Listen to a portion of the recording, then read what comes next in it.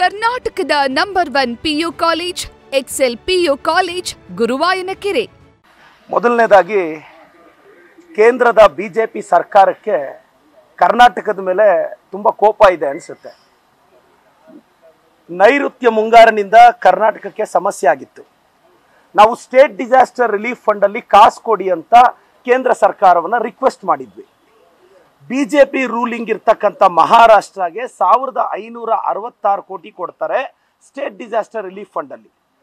ನಮ್ಮ ಕರ್ನಾಟಕಕ್ಕೆ ಬರೀ 384 ಕೋಟಿ ಕೊಡ್ತಾರೆ. ಇದನ್ನು ಅಶೋಕಣ್ಣ ಅವ್ರ ಅಚೀವ್ಮೆಂಟ್ ಅನ್ನೋ ಥರ ಟ್ವೀಟ್ ಮಾಡ್ತಾರೆ.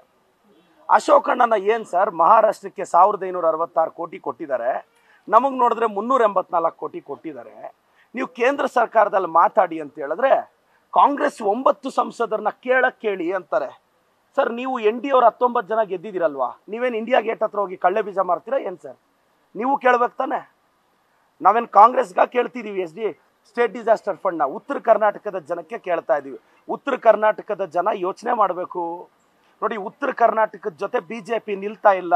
ಕೇಂದ್ರದ BJP ಉತ್ತರ ಕರ್ನಾಟಕಕ್ಕೆ ಮೋಸ ಮಾಡ್ತಿದೆ.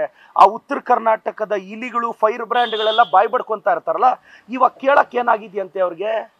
ಉತ್ತರ ಕರ್ನಾಟಕಕ್ಕೆ ತಾನೆ ಏನೋ ಉತ್ತರ ಕರ್ನಾಟಕದಿಂದ ಅದೇನೋ ಆಗೋಗ್ತಾರಂತೆ ವಿಧಾನಸೌಧಕ್ಕೆ ಬಂದು.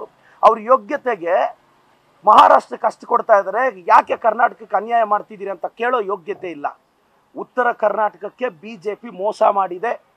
ಅಶೋಕಣ್ಣ, ನಿಮ್ಮ BJP ಮೋಸ ಮಾಡಿದೆ ನಮ್ಮ ರಾಜ್ಯಕ್ಕೆ. ನಿಮಗೆ ತಾಕತ್ತಿದ್ರೆ ಕೇಂದ್ರನ ಪ್ರಶ್ನೆ ಮಾಡಿ, ನಮ್ಮ ಸ್ಟೇಟ್ ಡಿಸಾಸ್ಟರ್ ರಿಲೀಫ್ ಫಂಡ್ ನಮಗೇನು ಬರಬೇಕು ಅದು ಕೊಡಿಸಿ ಅಂತ ಕೇಳಕ್ಕೆ ಇಷ್ಟಪಡ್ತೀನಿ. ಎರಡನೇದು, ನಮ್ಮ ಈಶ್ವರಪ್ಪ ಸರ್ ಅದೇನೋ ಒಂದು ಪದ ಬಳಸಿದ್ರು ನಮ್ಮ ಪ್ರಿಯಾಂಕ್ ಸರ್ ಬಗ್ಗೆ.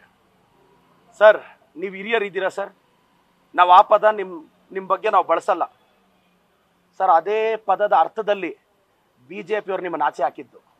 ಅದೇ ಪದದಲ್ಲಿ ಶಿವಮೊಗ್ಗದಲ್ಲಿ ಯಡಿಯೂರಪ್ಪನವ್ರ ಕುಟುಂಬ ನಿಮ್ಮನ್ನು ಆಚೆ ಹಾಕಿದ್ದು. ಈಗ ಆ ಪದ ಯಾರಿಗೆ ಅಪ್ಲೈ ಆಗುತ್ತೆ ಯೋಚನೆ ಮಾಡಿ ಸರ್. ನೀವು ದೊಡ್ಡವರು ಇದ್ದೀರಾ ಸರ್, ಆ ಪದ ನಾನು ಬಳಸಕ್ಕೆ ರೆಡಿ ಇಲ್ಲ. ಮೂರನೇದು, ಕುಮಾರಸ್ವಾಮಿ ಅವ್ರಿಗೆ RSS ಬಗ್ಗೆ ನಿಲುವೇನು? ಎಡಿಟೋರಿಯಲ್ ಬರೆದಿದ್ರಲ್ಲ ಸರ್, RSSನ ಏನೇನೋ ಬೈದಿದ್ರಲ್ಲ, ಇವತ್ತು ನಿಮ್ಮ ನಿಲುವೇನು? JDS ನಿಲುವೇನು RSS ಬಗ್ಗೆ ಕುಮಾರಸ್ವಾಮಿ ಅವರು ಉತ್ತರಿಸಬೇಕು. ಎರಡನೇದು, JDS ಅಂದರೆ ಎಸ್ ಅಂದರೆ ಸೆಕ್ಯುಲರ, ಸ್ಯಾಫ್ರಾನ, ಇದು ಹೇಳಬೇಕು. ಜಾತ್ಯತೀತತೆ ಅಂದರೆ JDS ಪ್ರಕಾರ ಎಲ್ಲ ಧರ್ಮಗಳನ್ನೂ ಈಕ್ವಲ್ ಆಗಿ ನೋಡೋದಲ್ಲ. ಅಧಿಕಾರ ಬೇಕು ಅಂದರೆ ಯಾವ ಪಕ್ಷದ ಜೊತೆ ಬೇಕಾದರೂ ಹೊಲ್ಟೋಗೋದು, ಅದು JDSನ ಜಾತ್ಯತೀತತೆ ಡೆಫಿನೇಷನ್. ಕುಮಾರಣ್ಣ, ಇದಕ್ಕೂ ತಾವು ಉತ್ತರ ಹೇಳಬೇಕು ಅಂತ ನಾನು ಬಯಸ್ತೇನೆ ಸರ್. RSS ಅವ್ರಿಗೆ ಅಷ್ಟು ಅವಶ್ಯಕತೆ ಏನಿತ್ತು? ಜಗದೀಶ್ ಶೆಟ್ಟರ್ ಸಾಹೇಬ್ರು ಹೇಳ್ತಾರೆ, ಶೆಟ್ಟರ್ ಸಾಹೇಬ್ರೆ, ನೀವು ಮುಖ್ಯಮಂತ್ರಿಗಳಾಗಿದ್ರಿ, ಆಗ ಯಾರೋ ಒಂದು ಪತ್ರ ಬರೆದ್ರಂತೆ ಶಿಕ್ಷಣ ಇಲಾಖೆಗೆ, ಏನಂತ? ಸರ್ಕಾರಿ ಶಾಲೆಯ ಗ್ರೌಂಡಲ್ಲಿ ಅವಕಾಶ ಕೊಡಿ ಅಂತ. ಆವಾಗ ಶಿಕ್ಷಣ ಇಲಾಖೆ ರಿಪ್ಲೈ ಏನು ಕೊಡ್ತು? ಸರ್ಕಾರಿ ಶಾಲೆಯ ಗ್ರೌಂಡಲ್ಲಿ ಶಿಕ್ಷಣಕ್ಕೆ ಬಿಟ್ಟು ಬೇರೆ ಯಾವುದೇ ಆಕ್ಟಿವಿಟೀಸ್ಗೆ ಅವಕಾಶ ಕೊಡಲ್ಲ ಅಂತ. ಸರ್, ಅದರ ಅರ್ಥ ಏನು ಸರ್? ಇದು ಪ್ರತಿ ಸರ್ಕಾರಿ ಶಾಲೆಯ ಗ್ರೌಂಡ್ಗೂ ಅಪ್ಲಿಕೇಬಲ್ಲ? ಎರಡನೇದು, ಶಿಕ್ಷಣ ಇಲಾಖೆನೂ ಮುಖ್ಯಮಂತ್ರಿಗಳ ಕಂಟ್ರೋಲ್ಗೆ ಬರೋದು. ಇದನ್ನು ಮರ್ತೋಗಿದ್ರ ಸರ್? ಓ, ಕರೆಕ್ಟು ಸಾಹೇಬ್ರು. ಹಂಗೆ ಅಚಾನಕ್ಕಾಗೆಲ್ಲ ಪದವಿಗಳು ಹೊಲಿದ್ರೆ ಓದ್ಕೊಳಕ್ಕೆ ಟೈಮ್ ಇರಲ್ಲ. ಜಗದೀಶ್ ಶೆಟ್ಟರ್ ಸಾಹೇಬ್ರೆ, ಶಿಕ್ಷಣ ಇಲಾಖೆಗೂ ನೀವೇ ಬಾಸ್ ಆಗಿದ್ದಿದ್ದ ಅವತ್ತು. ಅದಕ್ಕೊಂದು ಮಿನಿಸ್ಟ್ರಿ ಇರ್ತಾರಷ್ಟೇ.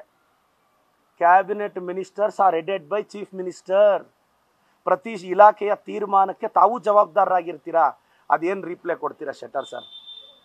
ಮೊನ್ನೆ ನಮ್ಮ ಕಡೆ ಬಂದ್ರಿ, MLC ಆಗೋದ್ರಿ, ಮತ್ತೆ ಆ ಕಡೆ ಹೋಗಿದ್ದೀರಾ. ಏನಾಗ್ತಿದೆಯೇನೋ ಗೊತ್ತಿಲ್ಲ. ಇವರೆಲ್ಲ ಅಧಿಕಾರ ದಾಹದಲ್ಲಿ ಕಳೆದೋಗ್ತಿರೋರು.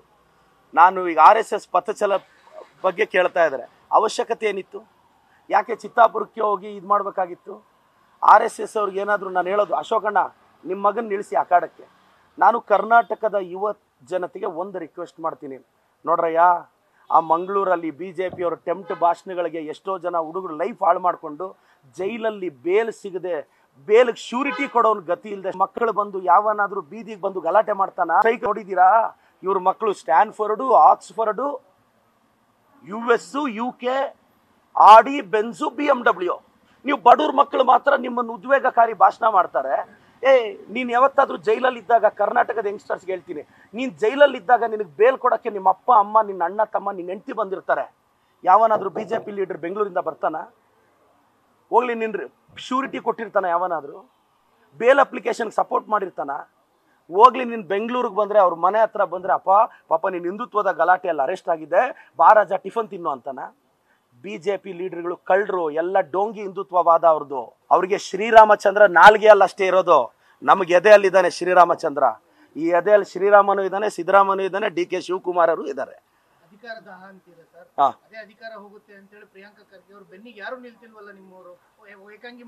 ಇಲ್ಲ ನೋಡಿ, ಸತತವಾಗಿ ನಾನು ನಿಂತಿದ್ದೀನ ಇಲ್ವಾ? ಎಸ್, ಸತತವಾಗಿ ನಾನು ನಿಂತಿದ್ದೀನಿ. ಸಾಹೇಬ್ರು ಬಂದ್ರು, ಸರ್ ಮಾತಾಡ. ಸರ್ಕಾರ ನಿಂತಿದೆ, ಪಕ್ಷ ನಿಂತಿದೆ, ನಾವೆಲ್ಲರೂ ಪ್ರಿಯಾಂಕ್ ಸಾಹೇಬ್ರ ಜೊತೆ ಇದ್ದೀವಿ.